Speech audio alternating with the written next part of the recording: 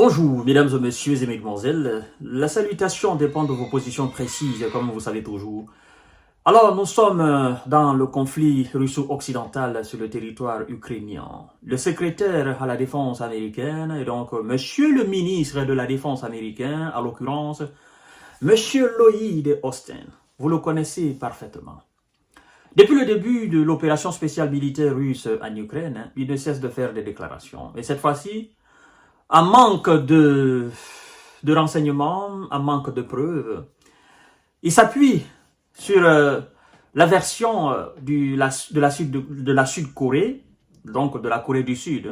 La Corée du Sud qui, selon les services de renseignement, a affirmé que Pyongyang, donc la Corée du Nord, a envoyé des soldats nord-coréens en Russie.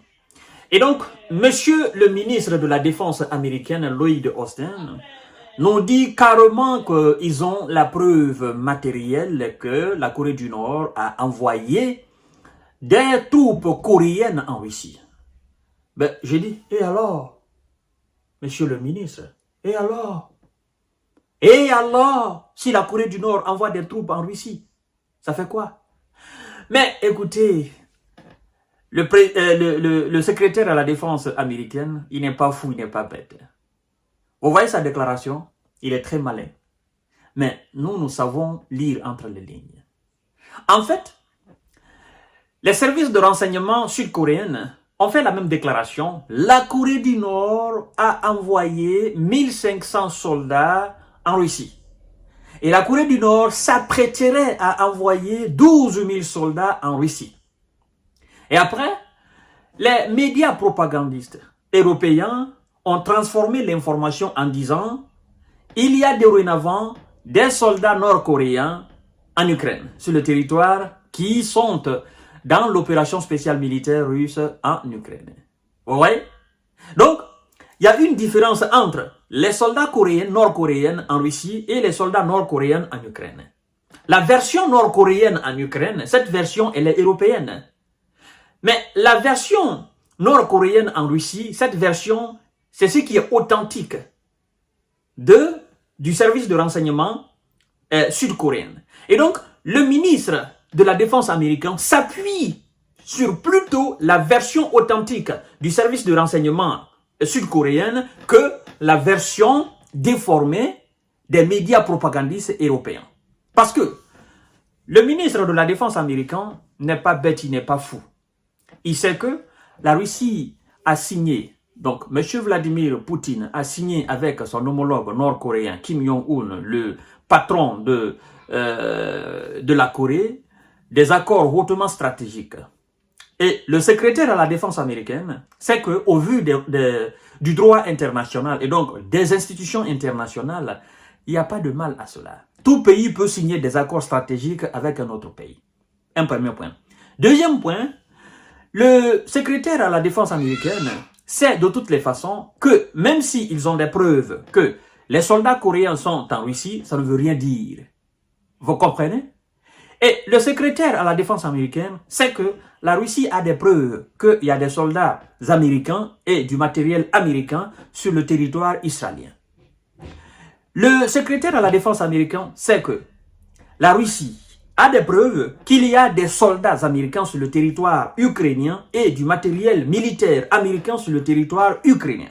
L'Ukraine, qui n'est pas un pays membre de l'OTAN, l'Ukraine qui n'est pas un pays membre de l'Union européenne, l'Ukraine qui n'a pas d'accord aucun signé avec les États-Unis dans le domaine de la protection, encore moins de la défense. Et donc, avec les États-Unis, l'Ukraine n'est liée en aucune manière, d'accord, en aucune manière aux États-Unis d'Amérique. Et même si c'était le cas, mesdames et messieurs, même si c'était le cas, ça changerait quoi? Ça ne changerait absolument rien.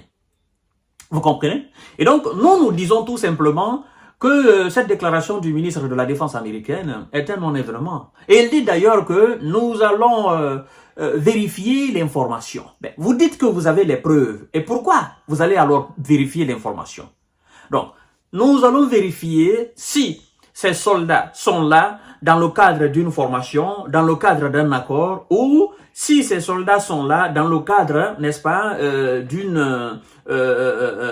d'un éventuel envoi sur le territoire ukrainien afin de faire face aux troupes ukrainiennes. Nous allons voir.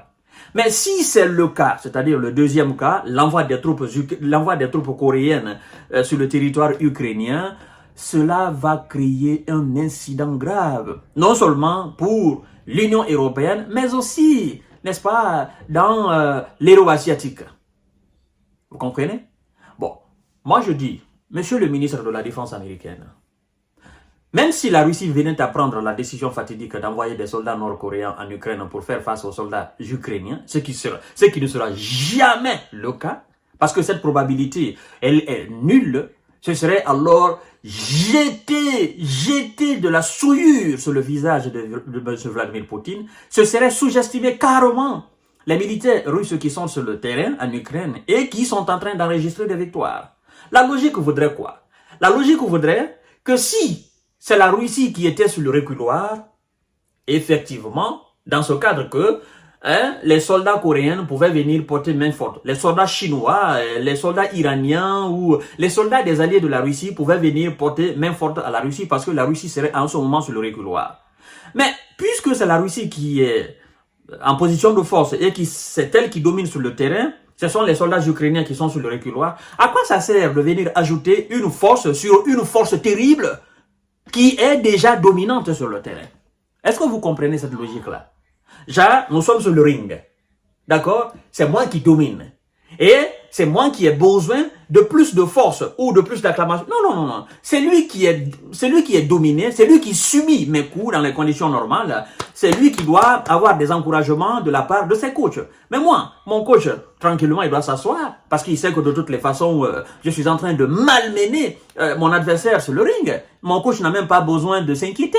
Parce qu'il sait de toutes les façons que, voilà, mon adversaire, il est complètement KO. Est-ce que moi j'ai besoin d'une quelconque énergie? Mais non! Il faut quand même être logique. Moi, je voudrais que ces responsables-là, qu'ils comprennent que, en fait, c'est le monde entier qui les regarde. Donc, il y a des déclarations qui n'ont pas de sens d'exister, au fait. Parce que vous me posez la question, je vous dis, mais écoutez, c'est quand même fou. Qui est-ce qui domine sur le terrain? Alors, si c'est l'Ukraine qui domine sur le terrain, je peux vérifier l'information selon quoi les soldats coréens pourraient venir porter main forte sur le terrain aux côtés des Russes. Mais puisque c'est l'Ukraine qui subit, c'est la Russie qui domine, mais moi je dis tout simplement que s'il doit avoir de renfort, je pense tout simplement que le renfort doit être du côté des Ukrainiens. Donc, monsieur le ministre, bon, faites ce que vous avez à faire, laissez la Russie tranquille dans son accord stratégique avec la Corée du Nord. C'est quand même bizarre, d'accord? Les Russes sont des stratèges. Hein? En fait, la Corée du Nord qui semblait être un pays isolé, la Corée du Nord est devenue aujourd'hui l'un des pays sur les lèvres des Occidentaux, de ceux qui tentent même d'isoler la Corée du Nord. Et donc la Corée du Nord aujourd'hui est affichée au premier plan. Tout le monde parle de la Corée du Nord. Même tous ceux qui avaient ignoré la Corée du Nord, tout le monde. C'est-à-dire, la Russie a tiré la Corée du Nord vers encore le haut. La Russie a amené la Corée du Nord sur la scène internationale. Donc la Corée du Nord, tout le monde parle aujourd'hui de la Corée du Nord. Et ça fait très bien la Corée. Ils sont en train de faire la publicité de la Corée du Nord dans le monde entier. Et non, mais c'est dommage. C'est dommage que les États-Unis parlent de la Corée du Nord comme ça, que les alliés des États-Unis sur le continent européen parlent de la Corée du Nord comme ça. Monsieur Kim Jong-un, non, il est très fier. Il se dit, ah ouais, voilà maintenant. Tout le monde parle de nous. Ils sont en train de faire notre publicité. Nous allons continuer cette relation avec la Russie. Et voilà, ça nous donne de la visibilité davantage. Hein? Voilà, même tous ceux qui avaient ignoré la Corée, tout le monde parle maintenant de la Corée du Nord. Tous les médias occidentaux parlent de la Corée du Nord. Ça fait une très belle publicité de la Corée du Nord. Qui est-ce qui gagne? C'est la Russie et la Corée du Nord qui gagnent dans cette histoire-là. Voilà, mesdames et messieurs, c'est des faiblards. Ils n'ont plus rien à dire. Ils n'ont plus rien à faire que de s'attaquer aux alliés de la Russie. Nous allons voir, mesdames et messieurs. Dans le combat des grands, c'est la finalité qui compte. Je vous donne rendez-vous tout à l'heure pour notre série d'informations de décortiquage. Partagez la vidéo dans tous les groupes possibles. Abonnez-vous sur ma chaîne YouTube. Et effectivement, activez la cloche de notification pour ne plus rater mes vidéos. Merci beaucoup.